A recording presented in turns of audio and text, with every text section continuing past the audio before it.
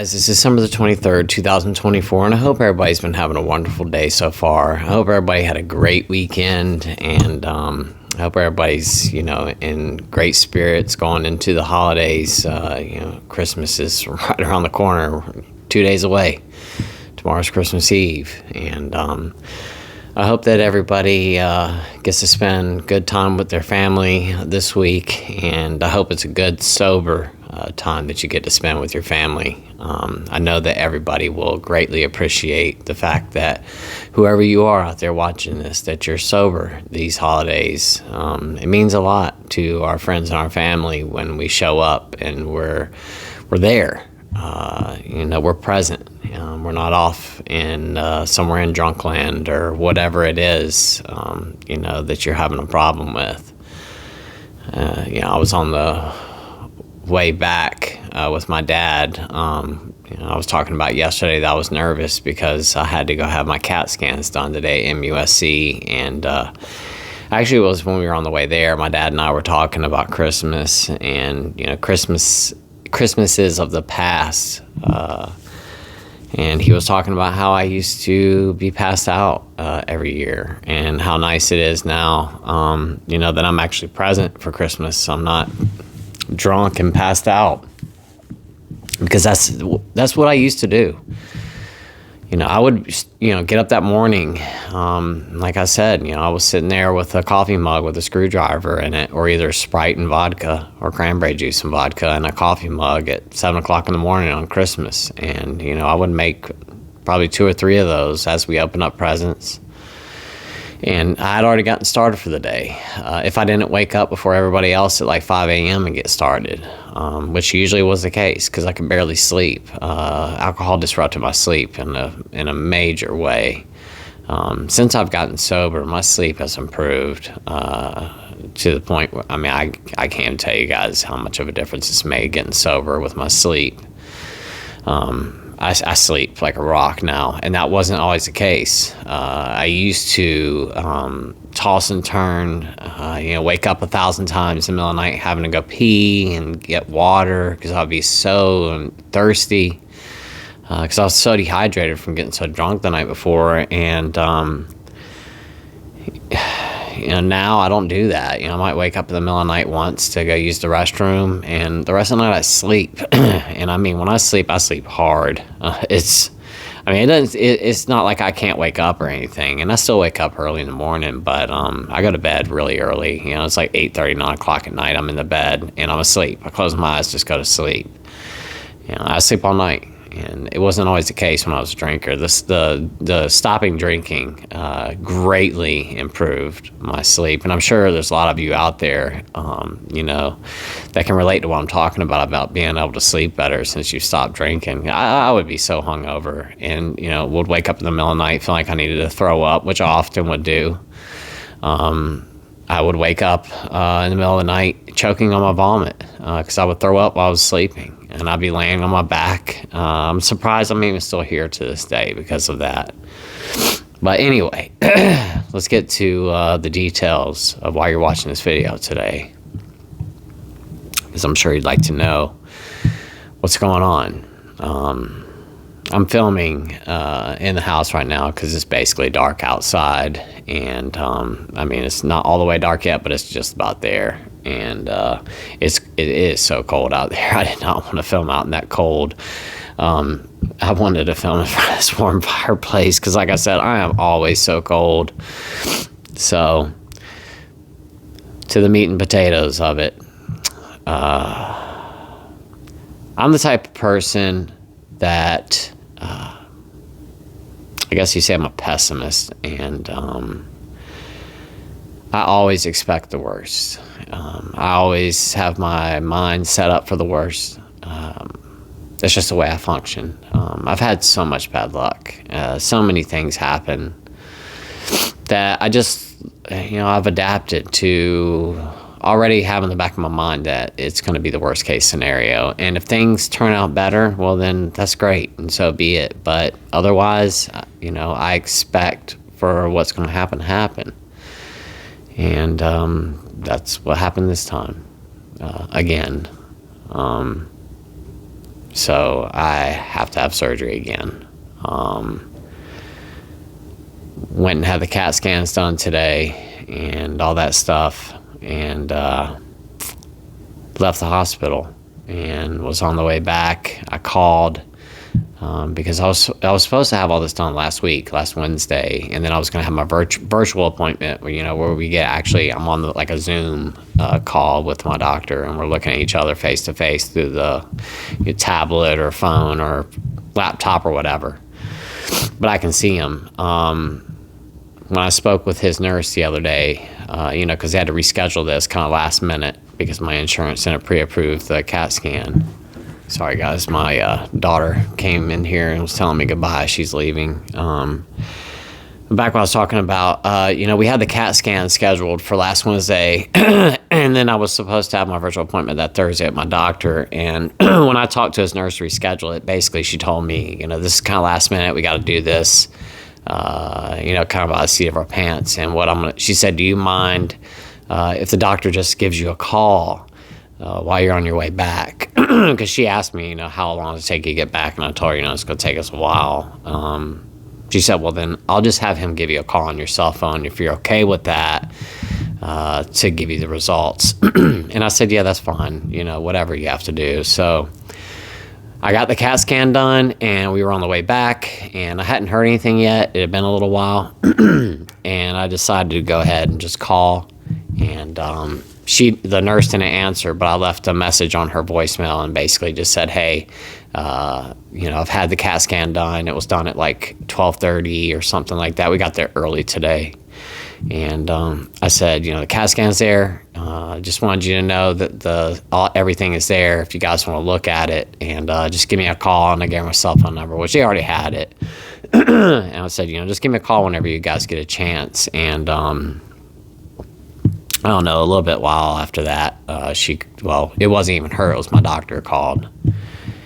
And I got on the phone with him, and he went into this whole spiel about the stents that he placed the last time, and that there was really good flow in one of them. So basically he gave me the good news, and didn't say, let me give you the good news first and then we'll give you the bad news or anything like that. He just went into talking about the good news, which I knew. I was just, standing on the edge of the cliff waiting for him to drop the bomb on me, because I could just tell by the way he was talking that there was more to this story. As my wife likes to say, there is more cat to that tail. And towards the end, he told me there's good flow through one of the stents. He said one of the other stent that he just placed that he really couldn't see on the imaging, that he's going to have to take a look at it again. But there is some flow flowing through it, and that the tips it's got really good flow through there. And then he went into but we have to do another procedure. He told me that I have a pseudo aneurysm in my liver, that he has seen in the past, that he has looked at it. He actually marked it on a couple of my other CAT scans to keep an eye on, and it's grown. From what he told me, what a pseudo aneurysm is basically, I guess an artery or a blood vessel that has expanded to the point where it's about to burst. And he said that he thinks what happened is that during one of the TIPS procedures that I had, or during one of the times that they went in there to place stents, there's really no way for them to know. And I've had so many surgeries on my liver at this point now. He said that during one of those procedures, they must have scratched one of my arteries or accidentally cut it or something, but it's expanded. And so I guess it's bulging. And he said it has grown by 1 centimeter in diameter since the last time he looked at it. He said the last time he saw it was really small, but now it's gotten bigger. And it's very concerning to him. He's worried that it could potentially break and I can end up with a bleed in my liver. and he wants to address it soon.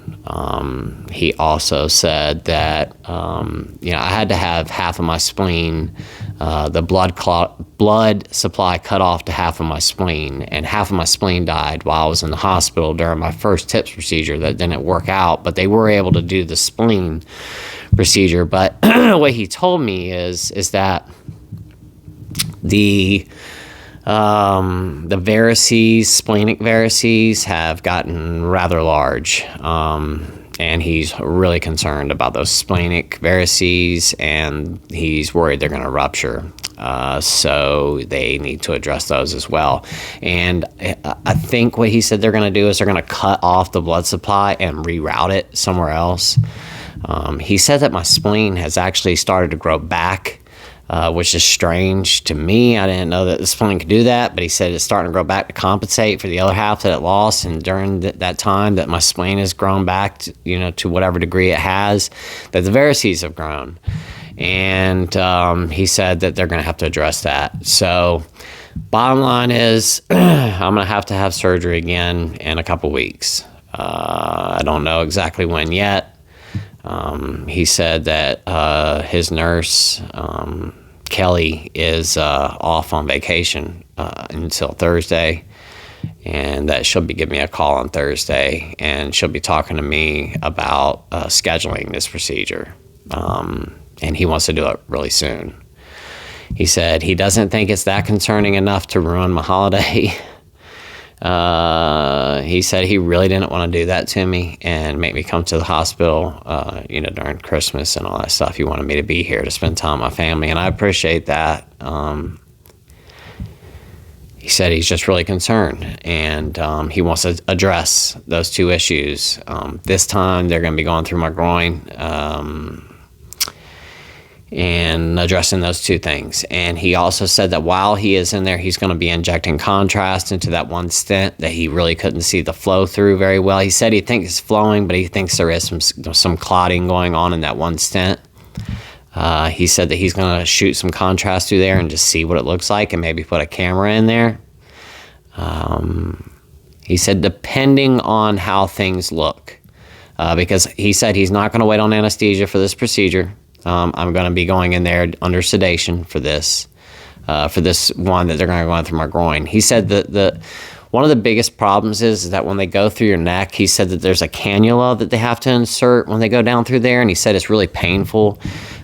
He said that's why I was squirming around so much on the table that previous time, not this last time, but the time before when I was under sedation that time. That time I had to have basically emergency surgery. Not this past procedure, but the one before that, 2 months ago. He said they have to put a cannula down your neck, and he said when they're going through the groin, they don't have to do that. He said it's not as painful. He basically told me, he said, you remember when you had that bleeding in your liver after your second TIPS? And I said, yeah. And he said, that's basically going to be the same thing. And you dealt with that without anesthesia. He said, and that was a 3-hour-long surgery. He said, I think we're going to be able to knock this out in an hour and a half on the one side. He said, so the liver is going to take somewhere between an hour and a half to 2 hours. He said, and the spleen and the splenic varices, same. About an hour and a half, 2 hours. So we're looking at anywhere from probably 3 to 4, 5 hours max on this procedure. And he said, depending on what it looks like when he gets in there, he said if anesthesia is around and he can snatch them up and may bring them in the room, they might actually put me under. And if he looks at that stent and it looks like he needs to go ahead and address it right away, that he's going to have anesthesia come in, they're going to put me under, and then they're going to go through my neck as well, or either my wrist. He said they could go through my wrist, and he asked me if they've ever gone through my wrist before, and I told him no. He said, so they might go through my wrist and do that procedure to clean out that stent again. So we'll just have to wait and see. But he said he highly doubts that that's the way it's going to work out. He's hoping that everything is fine and that just the imaging was off and he couldn't really see. But he said the tips and one of the stents is great. It's just that one stent that he placed because he placed 2 stents last time. He said one of them looks a little off, but we'll just have to wait and see. So the bottom line is, guys, I got to have surgery again in just a couple weeks, and not the news that I wanted to have right before Christmas. And I called my wife and told her what was going on. She got really upset and started crying a bunch, and it's tough. It's upsetting to my family, and I really had to talk to my wife and tell her, it's going to be okay. We don't have a choice. I have to. This has to work out, or it's not. Either way, it's all going to be okay. We don't really have an option. I'm just going to keep my head up and just move forward. I'm not gonna lie. This is not what I wanted to hear. I really just kind of wanted to enjoy my holiday and kind of go into the new year without having to have surgery again. But it is what it is. So, guys, if you're looking at that bottle today and you're thinking about it, it's on your mind. You're like, man, I sure could use a drink. A drink's not going to fix anything for you. I can promise you. Alcohol, drugs, whatever your vice is, it's not going to fix whatever's going on deep down inside. You got to fix what's going on deep down inside. If it's depression, anxiety, childhood trauma, whatever it is that you're dealing with, that you're using alcohol, family problems, work problems, financial problems. We all have problems. All of us do. If you're a human being, you have a problem. It doesn't matter if you're a billionaire, millionaire, or you ain't got no money in the bank, whatever. Everybody has problems. It doesn't matter where you're at in life, and a lot of times the people that have more money have bigger problems because more money brings more problems. It's just one of the things. I don't know. I've never been a millionaire, so I couldn't tell you. But at the end of the day, my point is that we all have problems. Life can be hard sometimes. It really can. Just living in general can be tough. But the alcohol or whatever the vice is, it's not going to fix it. It won't. It's going to give you a little temporary cushion, if you want to say that. That might help you along to deal with whatever it is for a moment. But that doesn't last forever. And every time that you pour that poison into your body, you're causing damage. Every time. It's messing with your cells, and alcohol can pass through any cell in your body. It does not distinguish between any of them. It can go through any cell in your body. And if you're thinking about drinking today, don't do it. Just don't. Especially if you've been sober for any time. Don't put yourself back in that position again. Don't put yourself in that predicament. Why go back to that? Why get stuck in that cycle? Because it's going to happen. It's going to happen. It's inevitable. If you open that bottle and pour that drink, it's not going to be just tonight. I can promise you it will not. You're not going to be able to have just one, or just drink tonight, or tomorrow night on New Year's Eve and Christmas Eve, or drink just on Christmas Day. You're going to have those drinks, and then you're going to do it again the next day, and then the next day, and then the next day, and then the next day, and so on and so forth. And you're going to look back one day, and it's going to be a year later, 2 years later, or 3 years later, or whatever it is, and you're going to think back to that time that you quit, and you're going to say, I wish I had stuck with it. Because not only have you wasted a ton of money in between that time period, you wasted money. I'm sure you've gotten into arguments and fights with family and friends. You've caused some kind of drama, and you've caused damage to your body that sometimes can be irreversible. The thing is that, if you end up with fatty liver, and I was watching something not too long ago talking about fatty liver. I was talking to my dad about this, and they were saying, like, I don't remember what the number was. It was like 60% of Americans or something like that. It was a large number. They were saying something like 60% of Americans walking around with fatty liver disease right now and don't even know it. And it's the diet, that we eat here. We eat a lot of processed foods, drink a lot of soda and stuff, like take a lot of medications. I mean, there's all kinds of things that can cause fatty liver, and also drinking excessive amounts of alcohol, or just drinking alcohol in general. But the one thing is that fatty liver is reversible. You can turn that completely around with diet, exercise, and living a healthy lifestyle. But once you get to cirrhosis, once your liver gets cirrhotic, that's it. You can't reverse that. I don't care what anybody says.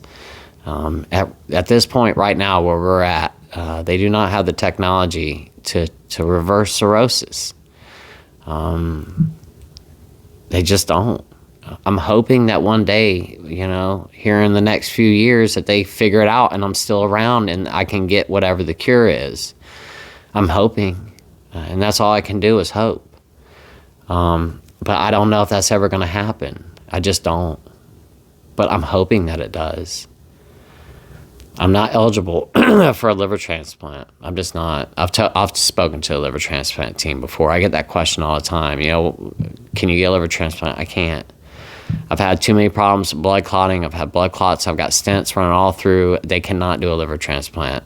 So I'm stuck with the liver that I have, and it is what it is. If there was a way for them to do a liver transplant, I think they would have already done it, opposed to doing all these other things that they're doing, because they're basically just putting bubble gum and duct tape on my liver every time. I mean, they're just patching me up to push me along to go a little bit further, and I'm happy that they're able to do what they can do, and they have the technology, and I have such good doctors and such a good team behind me, because they've kept me alive way longer than I'm supposed to be. I should have been gone last year, before the holiday season, and I'm still here, and it's all thanks to my medical team.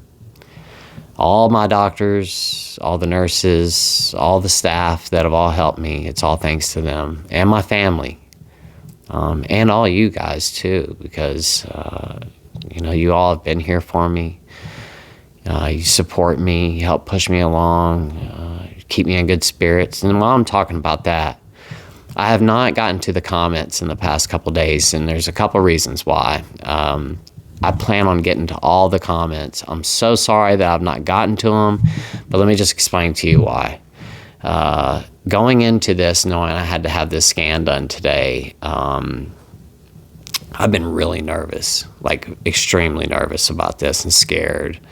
And I just wanted to go into this in the right mind frame. And unfortunately, I get some pretty nasty comments sometimes in the comment section. And just the last thing I wanted to do was run into a nasty comment right before I went and did this.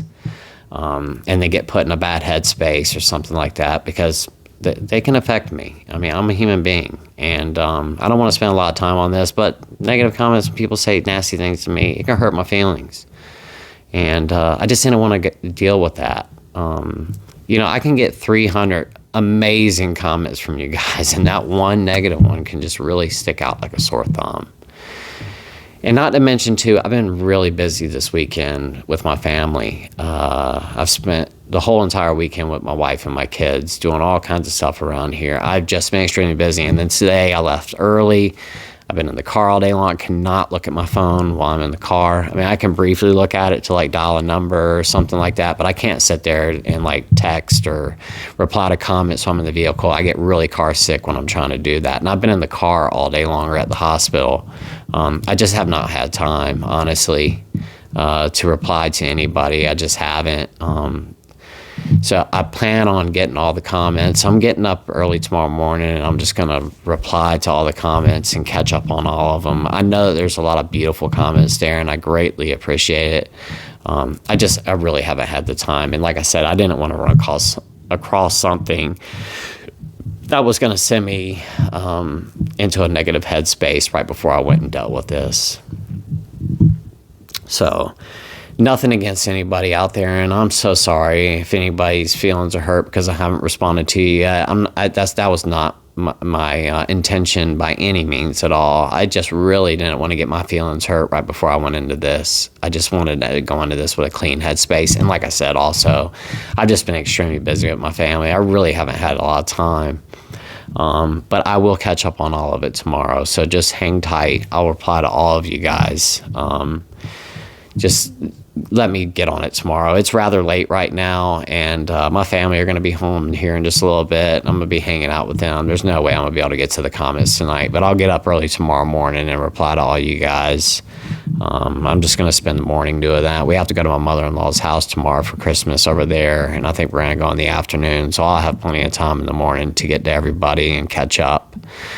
So I just wanted to talk about that really quick, just let you guys know that I'm not intentionally not getting to anybody. It's just, like I said, been busy and all that stuff, but I will get to everybody. And I really do appreciate all of the support and kind words that you guys have said. I briefly went through there and looked at it for a second this morning before we left, and there was a lot of really nice comments in there. But with that said, guys, like I said, I have to have surgery again. It's going to be okay. And like I told my wife, that's it. We don't have an option. It's got to be okay. No matter how this turns out, it's going to be okay.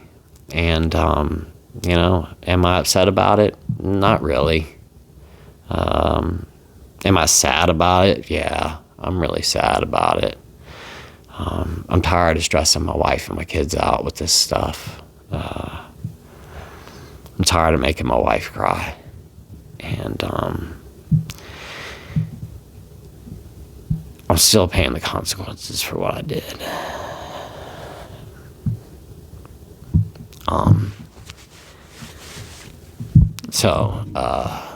Guys, don't drink today. Don't drink tomorrow. Just don't drink this week. Don't drink. Stay sober. It's really not worth it. It's not. It destroys your health. I don't even know how many surgeries I've had at this point, but it's a lot. It's a lot. And I have to have another one. Gotta stay sober today. If for any reason, stay sober because of all the stuff I'm dealing with. You really don't want to be in my shoes. You know, one of the worst things about this is not what I have to deal with. It's what I'm putting everybody else through. You know, my mom, my dad, my wife and my kids, my in-laws, everybody. They're all stressed out. I know they're tired of it. My wife was so excited today to hear the good news. And when I called her and told her, man, she just burst out in tears, and having to explain that to her, oh man, it was so hard to do. But anyway, guys, I'm not going to leave this on a bad note. I'm going to be taking Christmas Eve and Christmas Day off. I will catch up to everybody's comments tomorrow. I hope that you guys have a wonderful and Merry Christmas. I hope everybody has a wonderful holiday with their family over the next 2 days. Guys, I love you all so much. And that's why I come on here and share my life with you all every single day. I really feel like you all are like a family to me. I'm not kidding. There are so many of you I speak to every day. And I know so much about all of you. You know, what we talk about. And you guys are just amazing. The amount of support that you give me, and everybody watching the videos every single day, day in and day out, you guys are there. And I can't thank you enough for the community that's here and how supportive you all are of me. This has given me purpose in my life. And there was a time when I didn't feel like I had any purpose. I couldn't work. I couldn't even get out of the bed. And I thought my life was over. And being able to come on here every single day and talk with you guys, and you guys watch my videos, you give me purpose and a reason to be here, and a reason to live, and a reason to fight, and to keep being here, like wanting to be here every single day.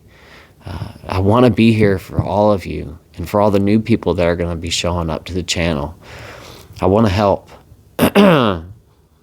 And it really gives me a drive and, like I said, a sense of purpose being here every single day. So I want to thank you guys for that. Merry Christmas to each and every single one of you all and all of your families and your children and all of your friends. Just Merry Christmas to all of you and all of your loved ones. I hope everybody has a wonderful time with their families over the next 2 days. Guys, please stay sober the next 2 days. Take it one day at a time. Christmas Eve, Christmas Day. Just wake up and just for today. And then do it the next day just for today. If anything, do it for me for the next 2 days. You can do this. I know you guys can. And with that said, guys, I love you all so very much. Until Thursday, I will see y'all then. Have a great rest of your next 2 days, and I'll see you guys on Thursday. Bye-bye, everyone.